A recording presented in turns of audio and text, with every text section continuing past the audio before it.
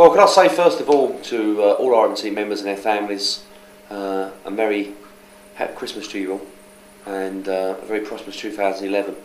This has been a very strange year, I think, for all of us, right in the middle of austerity. This is the second year now that we've been in the middle of austerity. My own personal opinion that things ain't got a lot better. They haven't got a lot worse, but they've sort of bobbled along the bottom. In between all that, there's been the new general election this year, which has thrown up this Conservative Liberal alliance, or the condemned government, and now we're facing basically an old look on life. Everything we naturally thought was a God-given right, National Health Service, opticians, dentists, schooling, universities, and now under massive attack. Even, for example, people have said that to get people out of poverty, for example, best way to get out of poverty, everyone would accept, is to get into a good, well-paid job. 5 people are now chasing every vacancy in Britain. So if every vacancy is filled, still 4 out of 5 chasing every vacancy won't have a job. And after a year now of these new allowances being brought in, you would lose 10% of your income benefit. Secondly, it's not just those unemployed that are going to lose their benefit. It's those who work as well are going to be under attack. Child allowance is going to be under attack.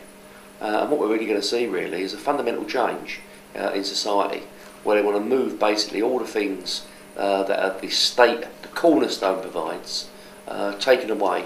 People have got to pay for even more for more expensive products than what they need.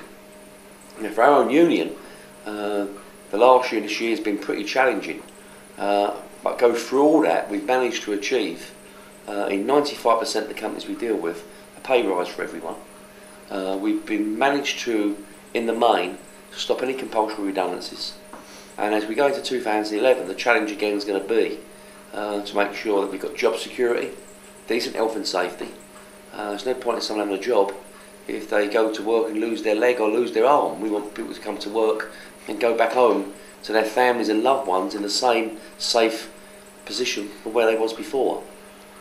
Pensions are going to be under attack because what they're saying now is that even though you've paid into a pension scheme all your life, when pensions are paid out, they pay them out in the future based on what the retail price index was, which is RPI. They want to change that now, the government, to CPI. The reason they want to do it is cheaper.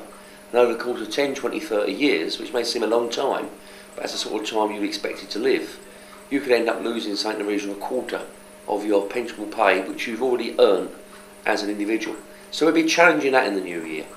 And more importantly, the demonstration on March the 26th, called by the TUC, is the most unified demonstration that I've seen for some time. It will bring about all the elements that we stand for. Decency, getting rid of poverty, decent jobs, decent housing, decent schooling, and basically, why should workers pay for the crisis caused by the bankers? That's what really the demands are of that demonstration on March the 26th. We hope that you and your families can turn up and march alongside other trade unions in Britain to try and say that we want a different way of behaving in this country. Those who pay the price of greed and corruption, they should pay the penalty.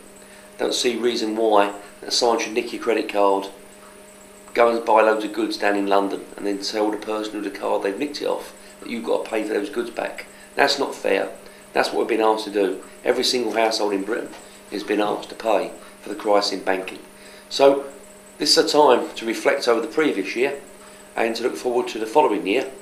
I can assure you that the officials of our union, the executive committee, and all the staff here are hell-bent to make sure that we do one thing, and that is defend your interests at the workplace and in the community as well. And can I wish you all a Merry Christmas and a very prosperous 2011.